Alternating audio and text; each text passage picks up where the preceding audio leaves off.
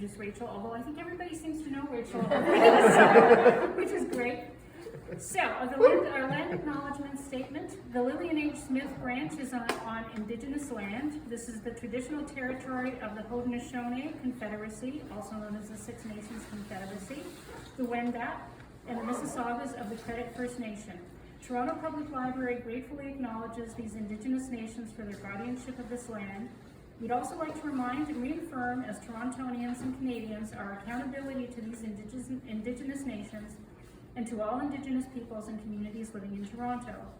This land is also part of the Dish with One Spoon territory, a treaty between the Haudenosaunee Confederacy, the Anishinaabe, and allied nations to peaceably share and care for this land, its waters, and all of the biodiversity in the Great Lakes region.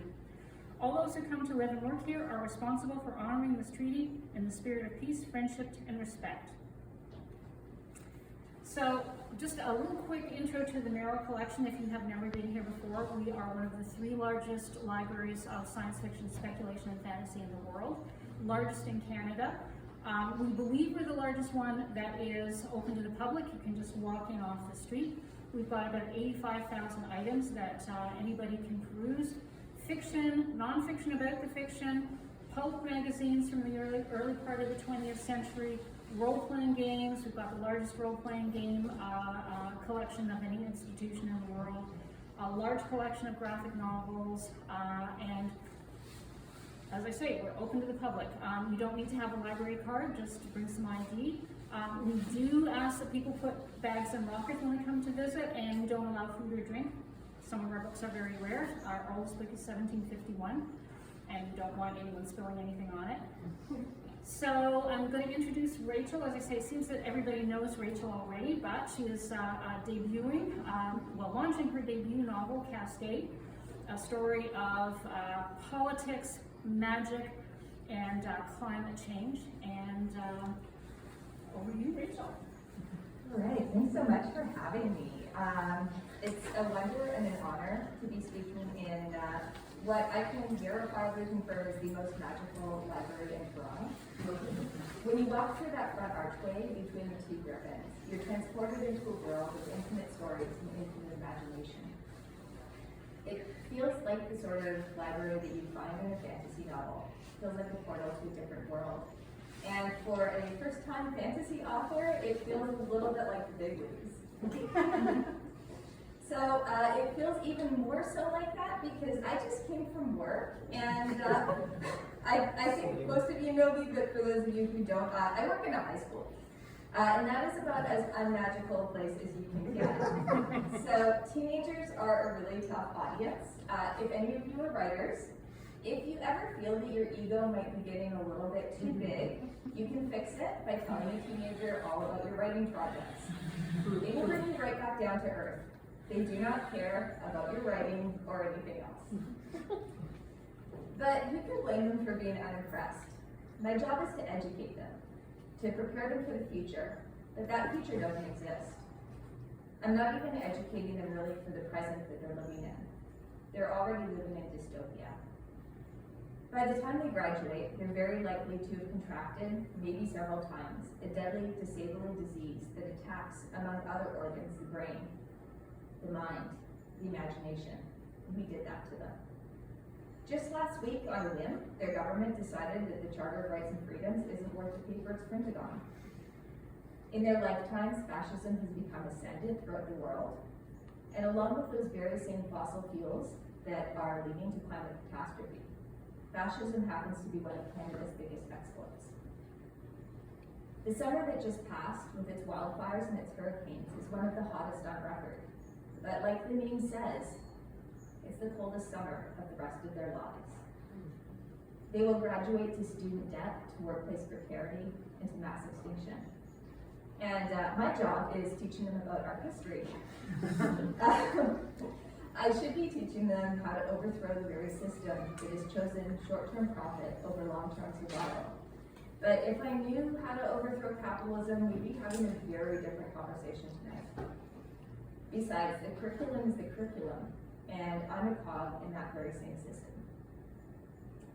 So it's this particular grim, dark setup that was the genesis of Cascade, which, in the words of the awesome critic James Nichol, writing in Tor, is, I quote, a stone cold bummer. So believe it or not, this was meant to be my fun project. The project that I was working on when I started Cascade was a historical fiction about an obscure early 20th century Russian anarchist. And I started writing about these political disaster wizards as a nice distraction from doing all of that research. So it was meant to be a little silly, and it was meant to be one book.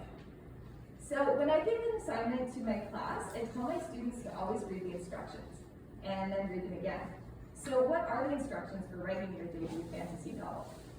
According to my research, this is what I found out. So it should be 80 to 100,000 words. You are not George R. R. Martin, no matter how many main characters you kill off. It should be a standalone and feel complete and satisfying. Publishers aren't interested in a series unless the first book sells well.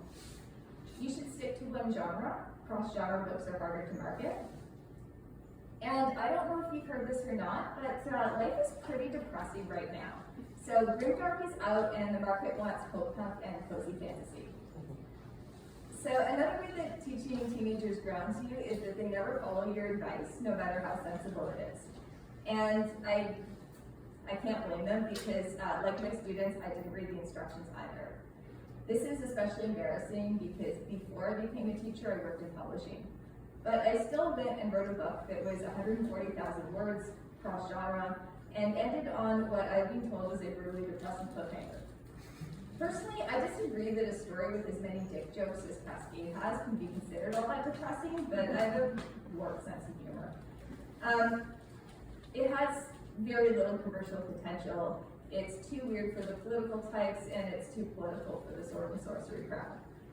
Fortunately, a small press exists for those of us who write weird, difficult to market books, and so it ended up losing about 20,000 words in the editing process, found a home with the Bubble Puppy Press, and some of you even bought it, which thank you so much for that.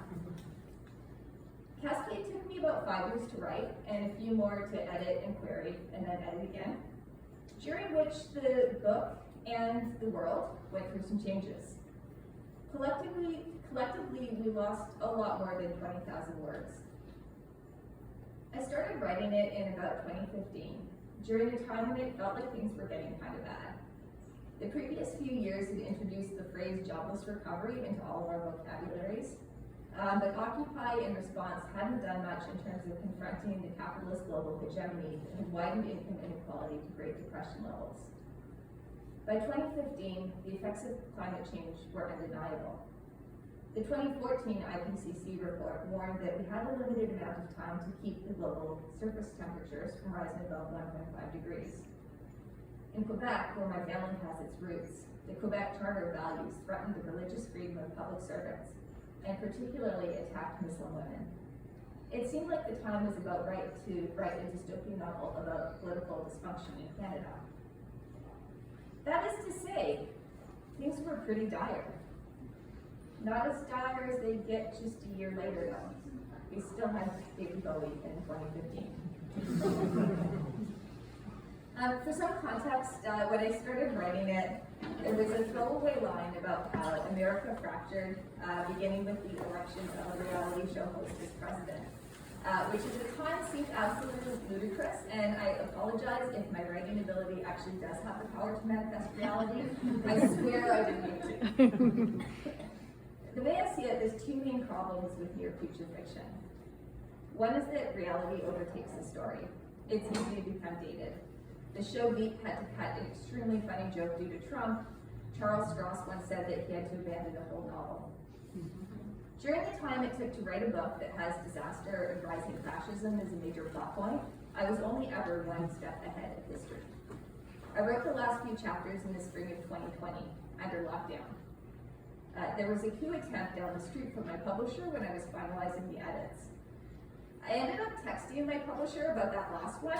The text said, "Should we still go ahead with the spring publication date if the government gets overthrown?" He said yes. He's a much more optimistic person than I am. The other problem is that the theme, big warning, can easily overtake the story. And again, if my writing has the power to manifest reality, I am so sorry. Maybe I should write book punk. For most of my life, I've worked in one way or another for social change, as an activist, educator, union member, and a volunteer for political parties. The majority of that time has been spent on the losing side of one struggle or another. Sometimes you just want to wave a magic wand and make people see reason and vote in their own self-interest. But of course, people being people, the realist in me knows that we would find a way to screw that up too. Cascade is about that inherent contradiction. So my own real life story isn't exactly like my characters, but it follows the same broad strokes as Ian and Jonas. I was a troublemaker from the time I could walk. The first time a cop tried to arrest me, I was 8 years old, trespassing onto Queen's Park during an anti-free trade rally. My mom gave me a quarter to phone her friend in case she got busted, and I didn't. In my youth, I took up a variety of causes, marching against wars, against occupations, and against corporate greed. I volunteered in an anarchist bookstore. Some of my earliest publishing credits were political, in-zines, and obscure academic essay collections. I never actually participated in a prolonged forest defense, but that's mainly because, like my character Eric, I'm absolutely allergic to the wilderness. But being against things is exhausting, and eventually as you get older, and the prospect of revolution looks a lot further off. You develop a cleaning routine, you start to get cranky, you don't want to live in a collective house anymore. You start to wonder how a decentrally governed society would deal with your eyeglass prescriptions. And so, like my characters, I tried to get inside the system instead. I spent a lot of time working on political campaigns, door knocking, calling for candidates who I believe would at least make people's daily lives a little better. So as you might have guessed, by the state of housing, transportation, health, and education in the city and province, most of those candidates lost. When you're on the side of social justice, you have to get used to losing over and over again. Cascade is a book about how to lose badly, to know from even the beginning that you'll lose, and make the choice to keep fighting anyway. Over the course of writing this novel, we all lost so badly that the dystopian nightmare of 2015 started to look a lot like paradise. But like any escapist nerd, I took to fiction, and I wrote a world that was even worse than the one around me. At one point in Cascade, one of the characters claims that it's the right that has the monopoly on rebellion now. The only answers that the left has, at least the mainstream electoral left, have to do with the maintenance of the status quo. They have to do with not making things worse, not making things any more dystopian. This is a sentiment that I've heard in the real world many times. And it's possibly, please don't cancel me for this, the sole point of agreement that I have with the right. Since Occupy, the left has struggled to articulate a vision that's inspiring. The right offers a return to nostalgia-tinted, glorious past.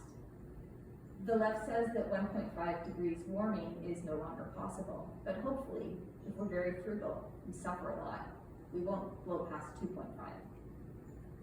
We offer crowded buses instead of Teslas, fewer flights, fewer steak dinners, more masks, and expensive ventilation. They offer impossible fictions. We offer the reality that the world is going to get worse, but maybe if we're really good, it'll do so more slowly. And that is a terrible slogan to write on the side of the bus. If we have a crisis on the left, and I think we do, it's a crisis of the imagination, which is where fiction steps in, even, and I'd argue especially, fantasy fiction.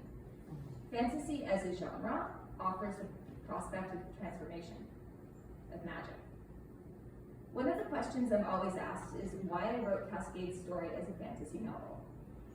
So the answer is partially because my brain is an absolute squirrel's nest of disparate ideas of all kinds, where witches and the occult slam up against historical materialism, esoteric fascism, how to oppose esoteric fascism, what's lurking in the darkest parts of the ocean, the nature of photography as an art form, opera, trash TV shows, and the land grab movement. And I am absolutely incapable of writing about any one of these without the others creeping in, no matter how incongruous that would be.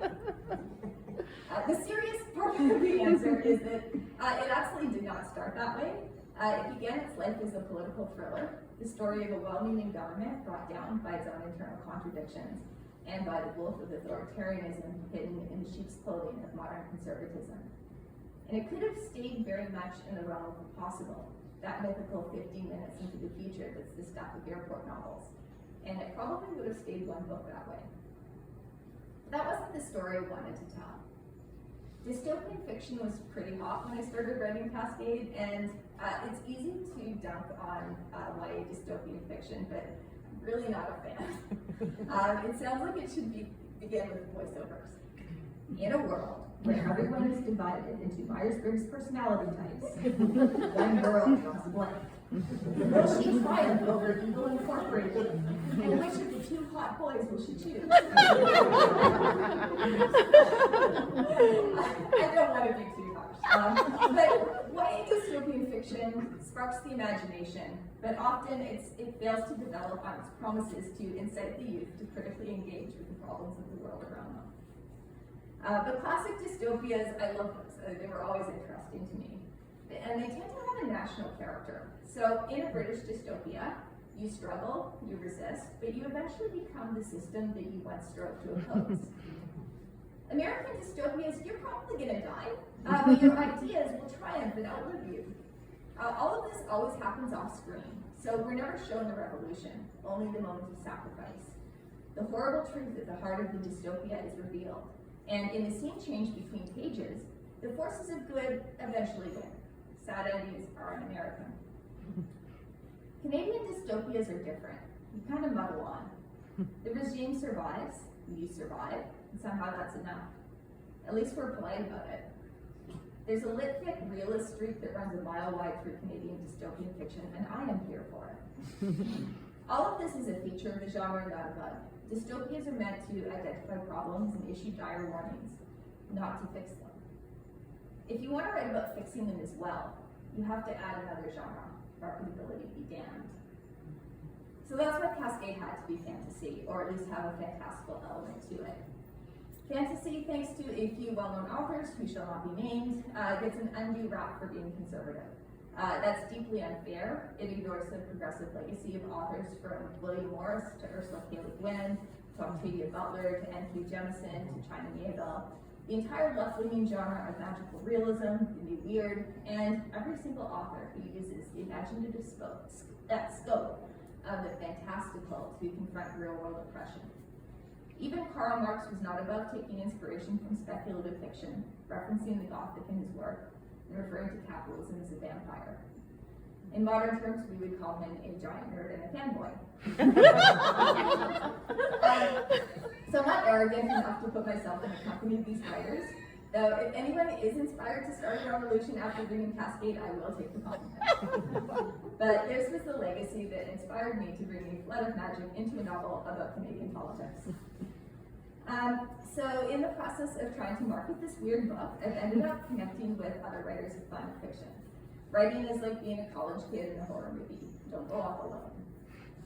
We have many differences. For one thing, they're often scientists, whereas I had to really lean on a science consultant for this book. Turns out that there's more to being a climate scientist than running through corridors screaming that we're all going to die. We do have a lot of similarities, though. One of the big ones is that we all hate the term sci-fi to describe this really new genre. It's an awful name. We need a new one. Another commonality is that many of us are pretty pessimistic.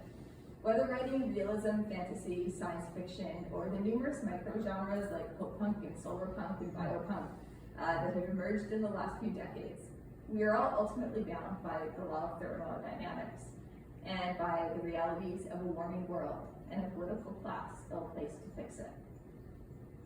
But pessimism isn't our defining quality. Neither, I would argue, is hope. Imagination is. The ability to envision, as they say, a new world rising from the shell of the old.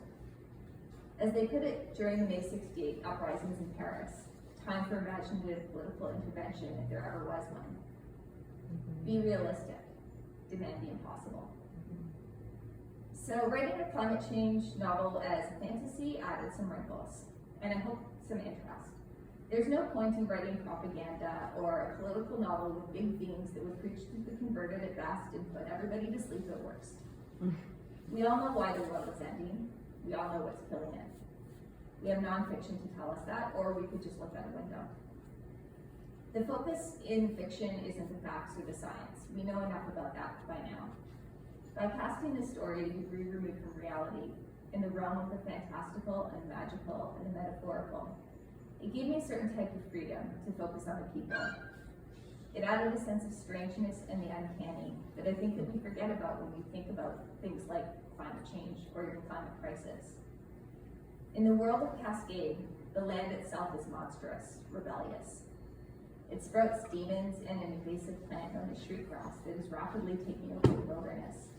Think griffle grass from the Lorax if it's greened all the time and drove you insane. The land summons ancient eldritch horrors from the depths of the ocean. But like any good horror story, like the OG speculative fiction story, it is a monster of our own making. Cascade is set a generation after climate change returns magic to the world. For better or for worse, but mostly for worse. A small number of people are able to channel otherwise unpredictable magical energy. One of them, Ian Mallory, works for the Canadian government, using his precognitive abilities to keep the ruling minority party in power. And then he predicts a disaster. And that disaster is much bigger than the usual sordid affair, expense scandal, or minor terrorist incident that he's hired to avert. So it falls to Tobias, a magic clothing photojournalist, land rights activist Jonah, climate scientist Blake, and Ian's emoji spell wielding intern Sujay to prevent a future cataclysm bigger than politics or ideology. So that's the back of the book summary, more or less. So I'll set the scene.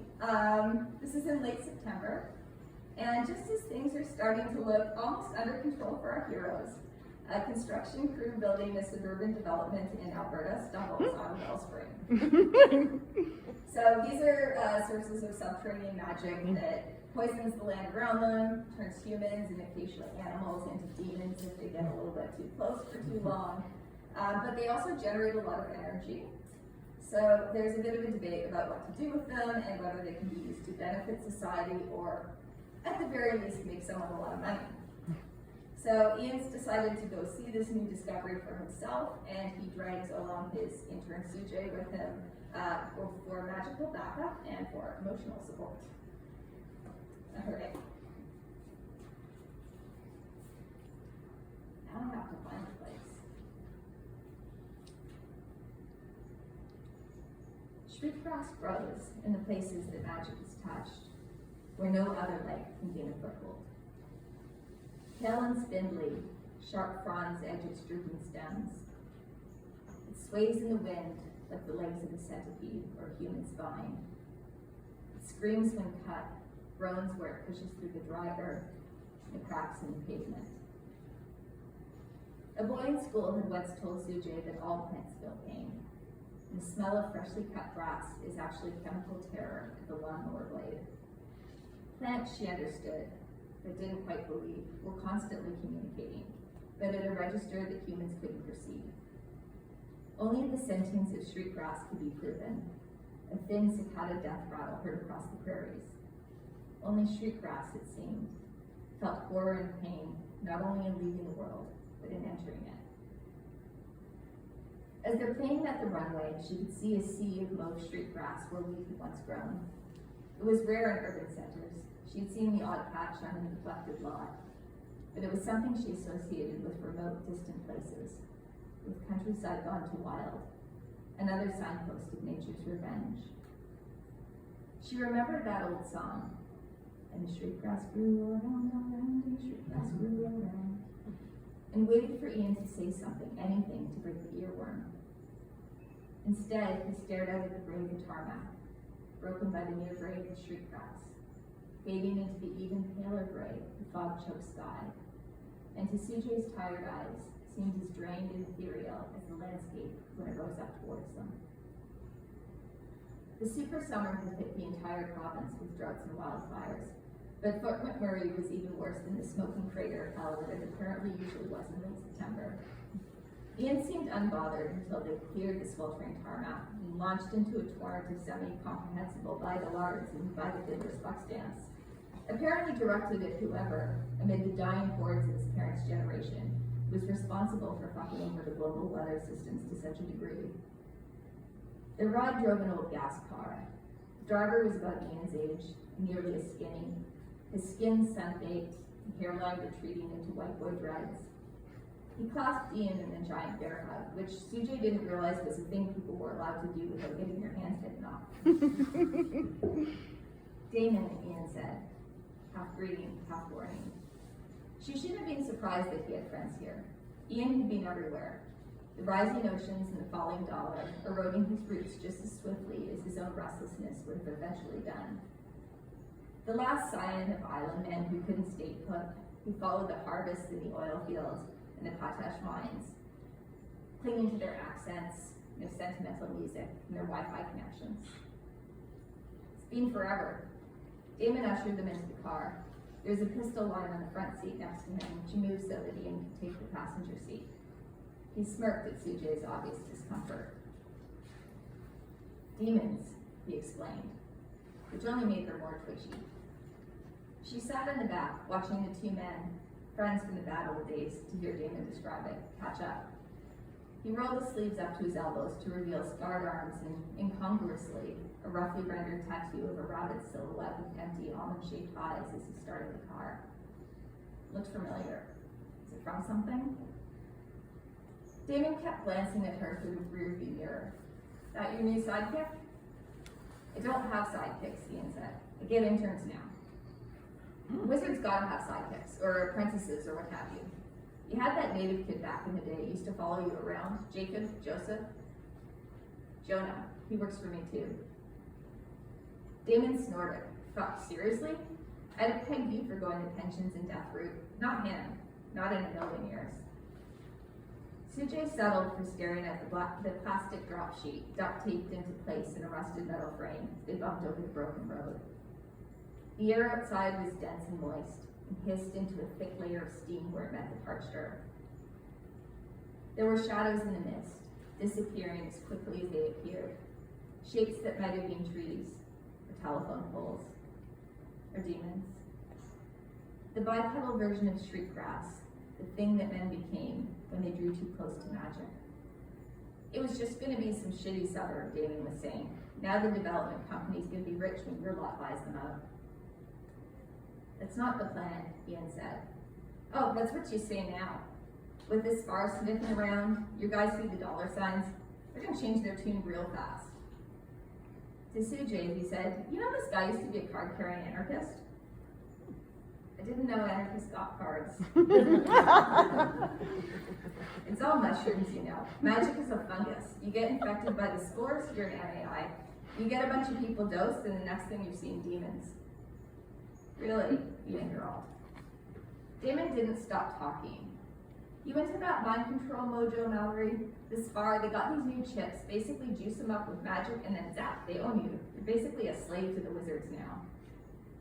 They came up to a dirt road that turned off the highway. Sujay yelped as they hit a pothole. Damon grinned at her in the mirror. The road stretched out a few feet before disappearing into the fog. He pulled off to the side and scratched at his arm. The tattoo was a black rabbit of inlay from Watership Down. The guy had the Grim Reaper of bunnies on his forearm, because that wasn't in any way weird or creepy. I'll be back, 4 p.m. You want company? We're good. Ian, shooting her an apologetic glance, stepped out. The soup of the air was so thick, he seemed immediately less real, less present. Sujay followed him, lest he get lost in the mist and leave her without a guide. The ambient magic churned out by the wellspring was enough to interfere with the illusion she'd cast on the trip up. There he was, stripped of artifice, as weedy and drought-starved as the blighted plains around them, as the shriek grass, and she understood with painful clarity why he kept her around. This way, he said. Syllables clipped and airless. She followed. She floated more than walked through the gray, her thin t-shirt clinging to her sides, stray curls of hair sticky on the back of her neck. Her hands clenched and unclenched, off-pattern lest she accidentally trigger more magic that already surrounded them.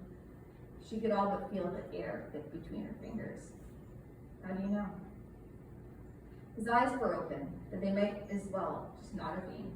He moved as if directed by a higher force, towards the source of the thing that animated every cell in his body.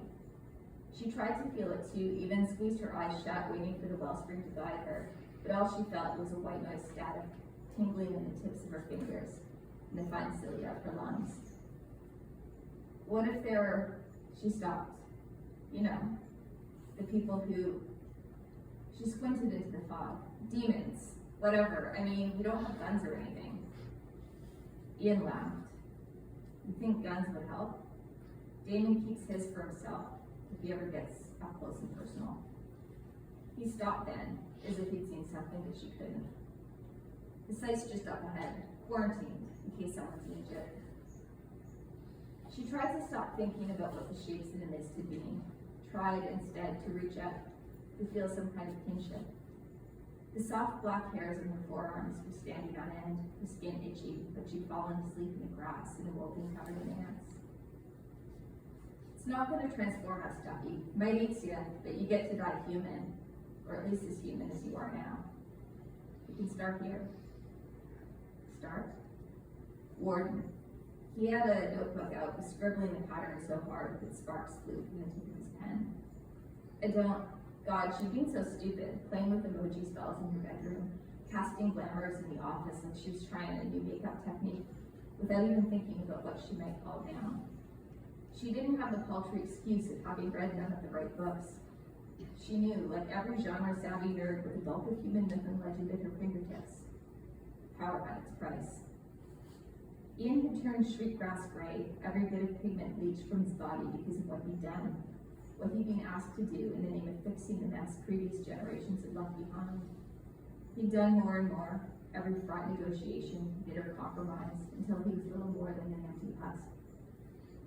That's why I brought you here. You want to do something useful with your life? There's a flying reserve in the blast radius of this thing, not to mention what happens if a moose or bear wanders in or some stunt kid gone to work in oil sands. He seized her hand, bent his fingers around hers. It sparked like a live wire. The magic crashed over her, crushed her, ripped flesh from bone, took her apart atom by atom, until she was nothing, until she was the fog itself, settling heavy over wheat fields turned to sand. What makes them demons anyway? She heard herself ask it a century ago in another life. Like it fucking matters. And she'd insisted no, it mattered. They'd been human before they'd haunted the wilderness by the well springs, before their names had been lost to madness, their very selves dissolved and reassembled into monsters. The humped-back things and blurry cell phone footage, creatures that moved as though each of their joints had been violently dislocated, as if filmed with a different frame rate, jerky and halting. She heard their voices in the blast furnace wind, cry like the street grasses of the torture of existing in the world.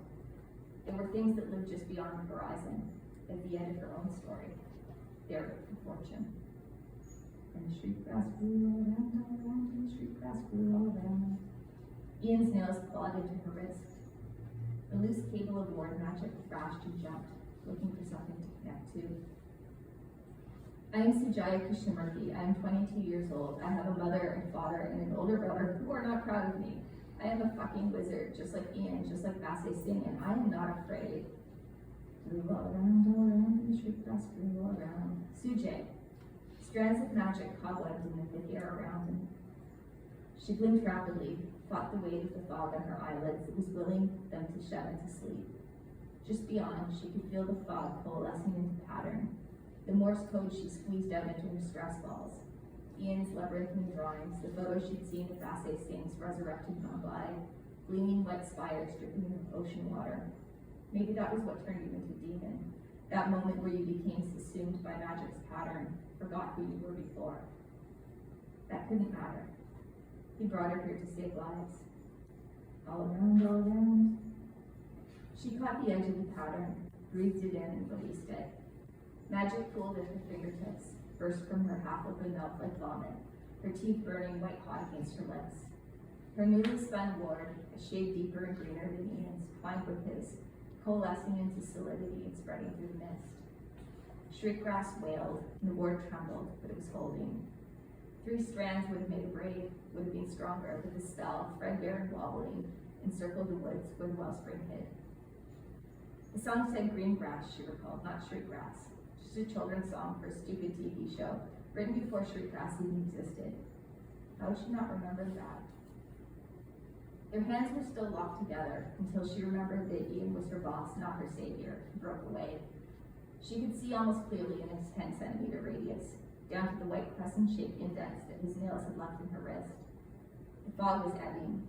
Further on, something was moving through the skeletal ruins of the abandoned housing development. The ward quivered. Ian's eyes flashed white. One of the strands snapped and sparked. "We need to leave," he said. "Move." "What about the spell?" "It'll hold. We're not meeting Damon for hours. We're catching an earlier flight. He was already striding through the mist-draped plains. Hope you brought good shoes." She trailed after him, her short legs in a conspiracy with the barbed fronds of shriek grass that stuck in her soles, and the baking heat that pressed down on her, squashed her into the ground. Her lungs heaved in protest. She'd had nightmares like this, moving through a miasma that stood between her and her escape. "Ian, I'm sorry." Ian's voice was gravel, and an apology was such a rare sentiment from him that her head immediately jerked up. "I should have prepared you better. Needs to be ready to draw blood." Near the edge of the fog, he pulled out his phone, shook it. Sujay squinted at her own, screen milk white, and the bars grayed out. Ian nearly stumbled in his attempts to call and walk and murder the device with the sheer force of his hatred. He moved in and out of her field of vision, half missed himself, and when he finally got a signal, she only caught snippets of the conversation. "Yes, all 10 blocks. Away from Ottawa, he hadn't had cause to shout at anyone for nearly 48 hours, and it was clearly getting to him. Sweet buttery Christ, do you know who I fucking am?" "Did I do something wrong?" she whispered, but the dry, crackling air swallowed it. He barely even looked in her direction. Damon's car was waiting, parked at a gas station an hour from the construction site. Ian flung open the passenger seat and barked, "Airport, now." The car thumped over potholes and gaps in the road. A sliver of Damon's face, visible from the back seat, leered at her. His reflection, distorted in a plastic sheeting window, became something monstrous, tentacular. Her hands, clutching the knees of her jeans, were cold and clammy. There was nowhere safe to turn her eyes. Not on Damon, reflected light rays becoming catfish whiskers dripping from his upper lip. Not at Ian, sheathed with an illusion that she struggled to maintain, lest his carefully constructed public persona crumble before her, his old friend, and the world.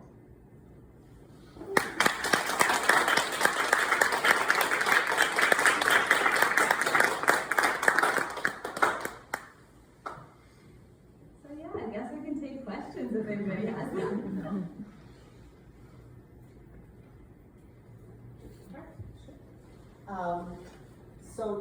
When I'm reading the book, I love the Newfoundlands, by the way. Did I get it right? Yeah, I'm imagining people I know saying it in that way, and I really love that part. But you know what? One thing I'm always curious about is, like, I'm trying to imagine who Mallory is and who you were inspired by when you're writing Mallory, because I'm seeing as this pastiche of like these people, and I'm just like I don't know. I think all of my characters are really pastiche. So the main characters each represent a different, really neurotic reaction to climate change anxiety. Right. So you've got anxiety, depression, anger, and compartmentalization. And he's definitely the anger part of it. Right. But yeah, his personality was kind of based on these Machiavellian figures that I absolutely adore in fiction. Oh, okay. And his speech pattern was actually based on somebody that I knew. So. Right. And I was wondering if there was any prime minister that you thought was the closest to him, if you were to pick one. No, I wouldn't say prime minister. He's really a backroom guy. Right. But Patrice, who's the prime minister at the beginning of the novel, is based on a real life person whose name I won't say, but isn't a prime minister, right. But definitely a political figure that I thought was kind of hard to buy. The singing has just kind of made me think. Are there songs that you like to listen to when you write that inspire you, that kind of thing? Oh, absolutely. I have a soundtrack for it. So I have like my one playlist that's sort of the official playlist. It's all, you know, Canadian music. Everybody from Stan Rogers to Skinny Puppy on that one. And then I have a couple sort of theme songs that I envision. So one of them is Grace Petrie's The Losing Side, which is like my 2021 anthem. And the other one is Billy Bragg's The Sleep of Reason, which I named the series after.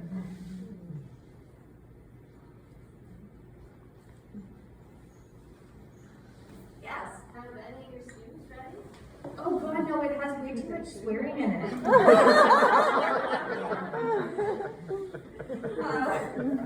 No, I can barely get them to read the books that I want them to read.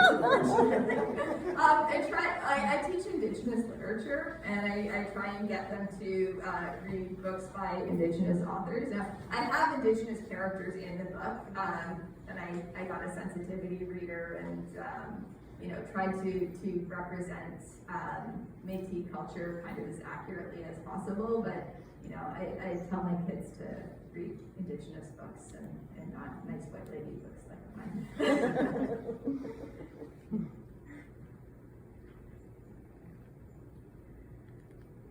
I have a thought and I lost it.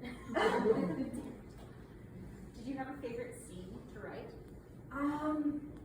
Yeah, there's sort of two scenes. So the way that my process goes, I kind of organize more around specific scenes than an overall plot.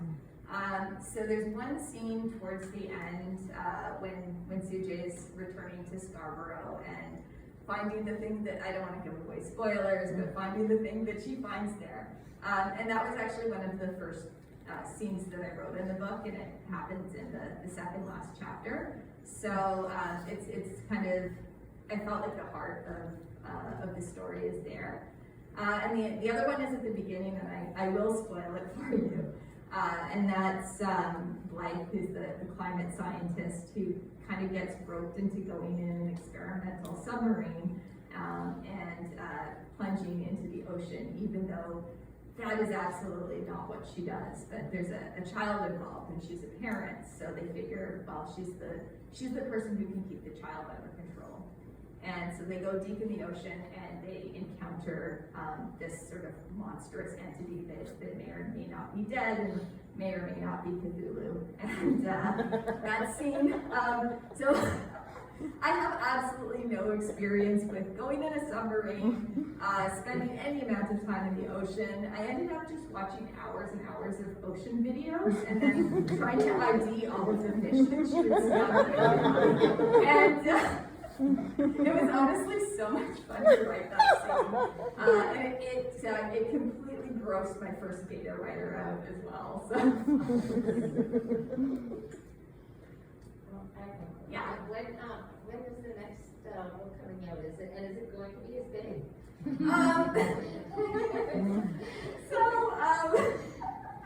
So there is a sequel. I do have the whole thing planned out. You know, I say I don't really plan in terms of the story, but I know the overall story. So the sequel is, I'd say, about somewhere between 2/3 and 3/4 done. It's going a lot. So one thing that I will say for having a lockdown is I got a lot of writing done during that time. Now that we're less locked down, the writing is going a little bit slower. But I'm hoping to have it done, you know, maybe before the end of the year and then out the following year. That could be overly optimistic, but that's what my publisher thinks. Like I said, he's an optimist. Yeah. In terms of the ascension of folk punk and the current move against grimdark, did you find yourself pressured either by yourself or by your publisher to produce the happy ending of the book? Oh no. So this is why I love small presses. He had no pressure on me whatsoever to change the ending. He was into it. I think that might be one of the selling points. For me, I hope that I don't disappoint anybody who likes the grim dark end of things, because in my head there is a very distant happy ending, maybe. We'll see. But no, I mean, there's a lot of great books out there, and there are even some great hope punk books out there, I think. I'm still searching for them. But there's definitely some really great optimistic books out there.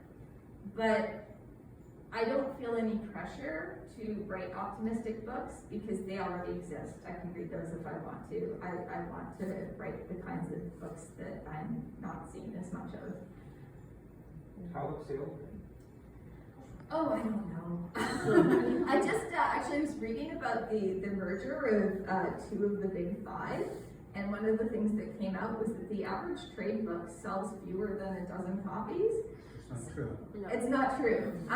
But I had a moment of a few hours of hearing that and thinking that. I'm like, oh, I've definitely sold more than that, so that's good. I haven't made my advance back, I know that. So, please tell all of your friends. So I agree, Cli-Fi isn't a terrible name or abbreviation of name or whatever. What would you call it? Oh, I don't know. I don't mind eco-fiction. I don't think it's great, but I think it's better than Cli-Fi. Yeah, I don't know. I'm not very good about naming things. That's why I called my wizards magic affected individuals. There's a better acronym out there. So who named the book then? Pardon? Who named the book? One of my beta readers. So it was originally called Blue Lake and Rocky Shore, and I was advised that was too long and wouldn't fit on a cover. So does the next one have a working title? Yeah, the working title of the next one is Light. Light? Light, yeah. What inspired your systems of magic? Pardon? What inspired the systems of magic? Like, I know you've got like emoji wizards, you've got like all of these different, but was there something that kind of inspired how magic works? Because it's kind of interesting. I really like chaos magic. And I spend a lot of time on the internet, right, and occasionally following witchy blogs, and one of the things that I encountered, these people doing emoji spells, right, on Tumblr. And I thought that was incredible. So the way it works is somebody will post a bunch of emojis, and they're vaguely related to what the person is trying to manifest. And you hit the like button to charge it, and then you reblog it to cast it. And I thought, what an amazing 2020s type of magic. The one thing that I absolutely didn't want to deal with was wands. Like wands. Like nobody's gonna carry a wand around. Everybody's got a cell phone though. So I really like this idea that it doesn't actually matter what the tool is, it's your will, that you're sort of channeling magic and directing it. Yeah. I can just ask questions forever. Yes, oh, absolutely can. So what about so we talked about song playlists. Do you have literary inspiration, authors that you're particularly fond of, or that you see elements in their book and you think it's like fascinating, you want to do your own spin on it, that kind of thing? Yeah, absolutely. So I write genre fiction, but I read about 50% genre fiction, 50% literary fiction. So I'm sort of grabbing influences from wherever I find it. One of the big ones was Charles Strauss's Laundry Files, which I feel like this is kind of the Canadian version of that. I absolutely love them. Another big one was Bob Rice's Moon and the Crusted Snow, which is probably my favorite dystopian apocalyptic Canadian book. It's really haunting and creepy if you've never read it, absolutely. N.K. Jemisin's work was a big influence. Nalla Hopkinson was a big influence.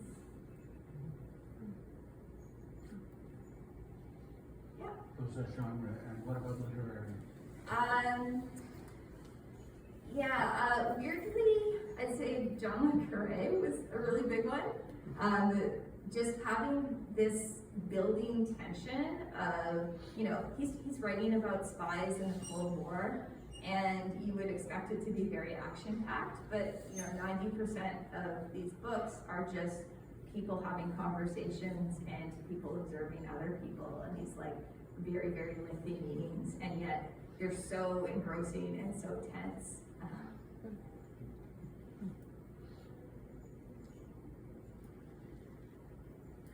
This one feels like a very silly question. I know you mentioned you don't recommend the books to your students because of the swearing.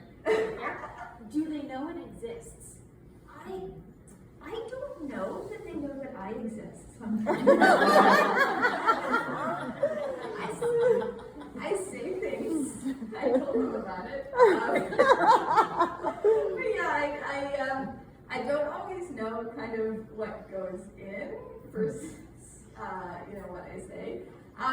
They know about it. I don't keep copies in the classroom again because if they picked it up, they would inevitably come to some of Ian and Mallory's colorful dialogue, and they would never respect me again. So I did tell them about it, but none of them have read it, and they're not particularly interested in it. And to sideline things slightly to the chat book, which is a little bit more adult, how did that fall into the writing process with, compared to the novel? One of my really amazing author tools is the writing Discord community. I've really leaned heavily, especially as the pandemic wore on and we were all locked down. I have these amazing servers full of amazing writers, and we all kind of read and comment on each other's work. And some of them write stuff that's a lot more racy than what I write. And so one of them insisted that Ian and Gemma were exes. And I said no. They were very good friends, from their 20s onwards, and they were never together. And this reader insisted that yes, they had been. I'm like, look, I'm going to tell you the story of why they never did. And it will be a little bit more spicy than my usual writing, but it's going to make you very upset. So I wrote the most kind of upsetting, explicit story that I can write. And it was never meant to go past my writing group on Discord, but then my publisher wanted to read it. And then my publisher liked it. And then he wanted to publish it. And okay, fine. And then he found out that one of my friends was an illustrator. Let's illustrate it. Actually, that's a good idea. I'm a high school teacher. So that's how that happened. But and I didn't write it thinking that it would see the light of day, but people seem to enjoy it a lot.